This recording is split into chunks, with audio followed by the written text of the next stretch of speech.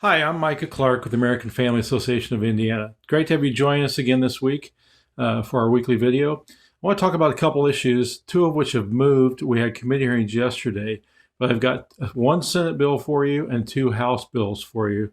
If you'd like to call your senator on Senate Bill 350 or your House member on 1407 and 1646. So let's get into it. Yesterday, there was a committee hearing on Senate Bill 350. And what this bill does, I mentioned it last week, it's a very critically important bill. The bill simply states that a local municipality, a county, or a city cannot pass an ordinance that limits the speech of a pastor or a counselor or a licensed counselor. This seems kind of crazy, but it is actually happening in many parts of America.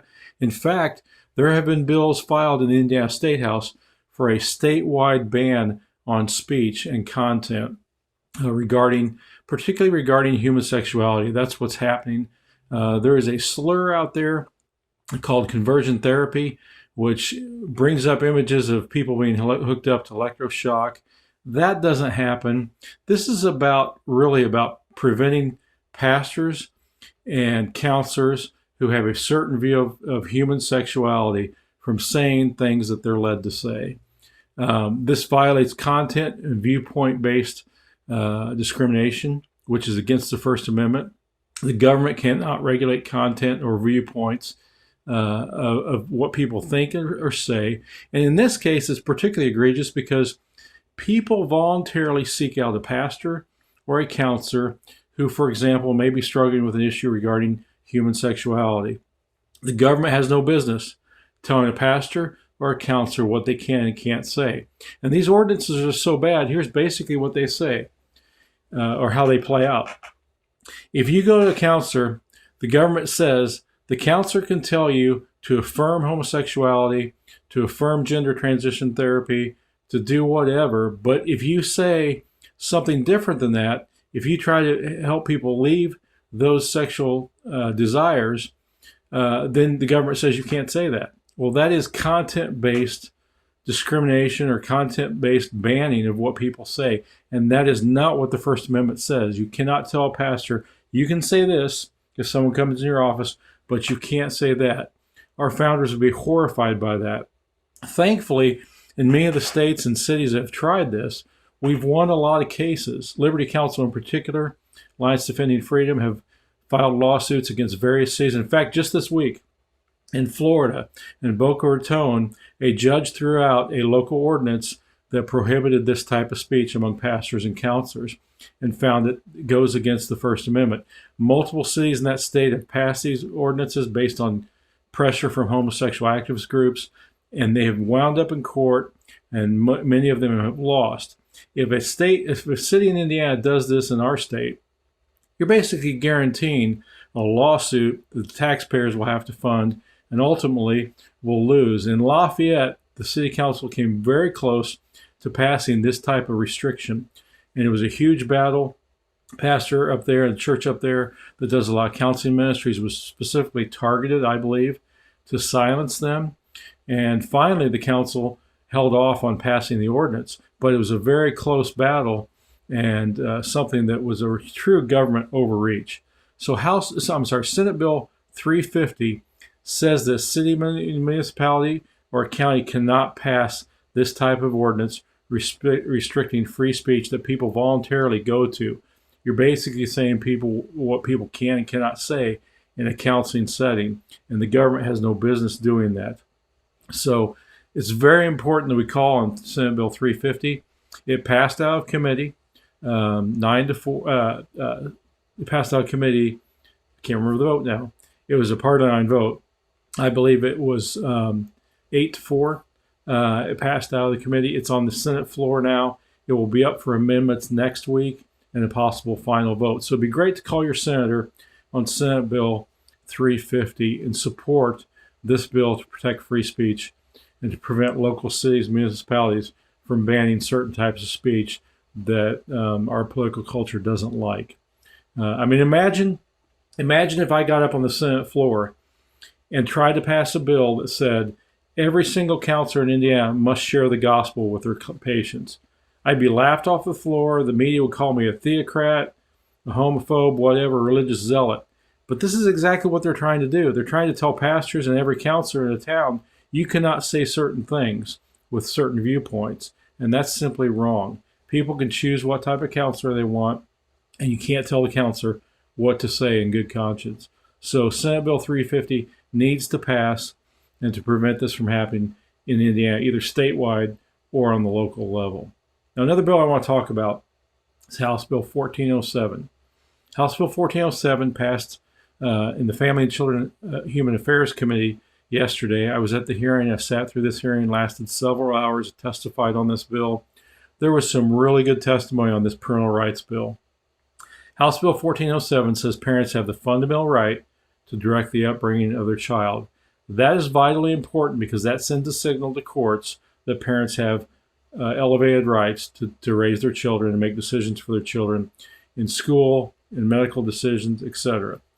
Also in this bill, and what the testimony focused on a lot because of a specific case, was a case of a mother who testified. She did a phenomenal job. It was a very emotional testimony. But her child, she's her mother of 7, she and her husband lost one of their children because the Department of Child Services removed them from their home. The child had gone to a school, gotten indoctrinated, believed he was a she, and the parents, because of their religious values and other scientific reasons, the mother has a degree in science, a medical degree, I believe, of some type.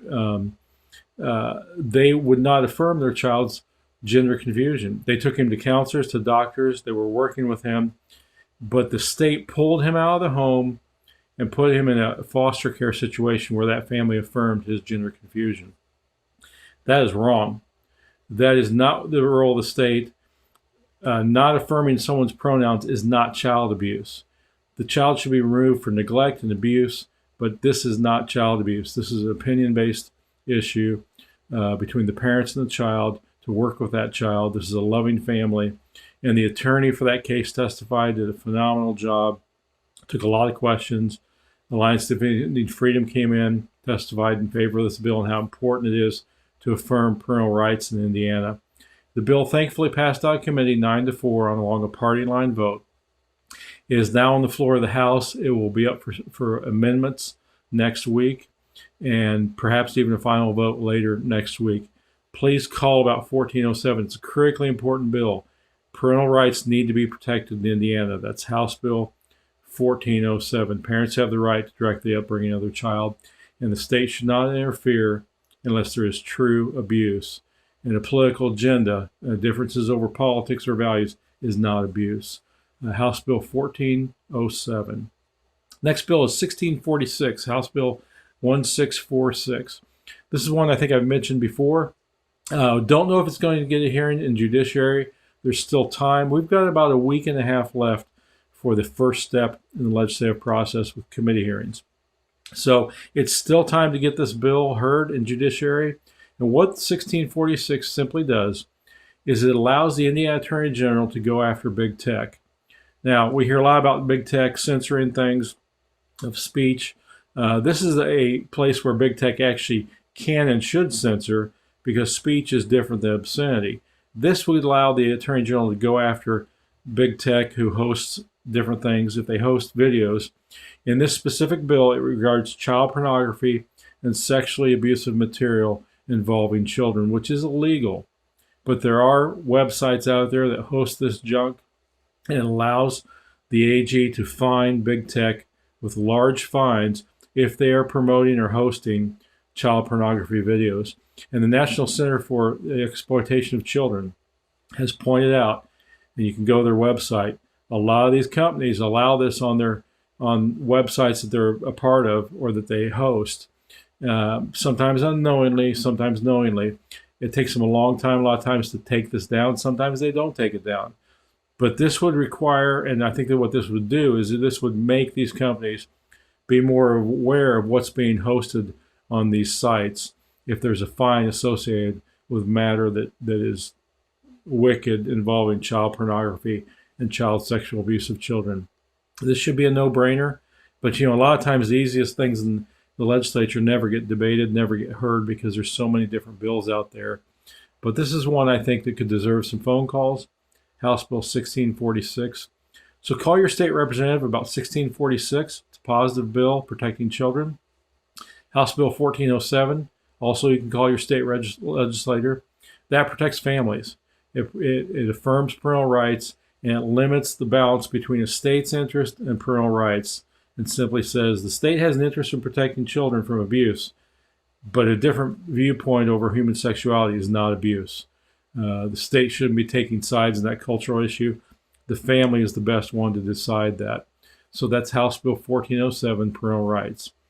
And then you can call your state senator about another important bill, Senate Bill 350, which is about content and viewpoint-based violations of the First Amendment, prohibits a city or county from passing an ordinance that limits the speech of pastors and counselors who deal with different issues affecting families. Human sexuality is particularly the target.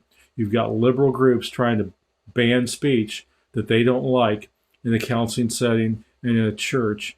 And this is the first step. You know, let me say this about this bill. Think about what happens if we don't pass 350. If we allow cities to pass ordinances that can say what a pastor can and cannot say to someone who comes to them asking them about human sexuality issues, or a counselor, it's not very far for a city to then move and to say, hey, we have a crisis pregnancy center. This crisis pregnancy center must affirm abortion, must promote abortion. It's happened in California. It could happen here. So this bill, I think, is very important for more than just the homosexual issue or the issue. It could very easily protect a crisis pregnancy center and allow a counselor there to say what they want to say and what they feel led to say about human life, about fetal development, about the choice of abortion. So this bill has wide-ranging impacts. I think it needs to be proactively passed, Senate Bill 350, to protect free speech in local cities around Indiana. Thank you for joining me today. I appreciate you watching these videos. I hope you have a great weekend.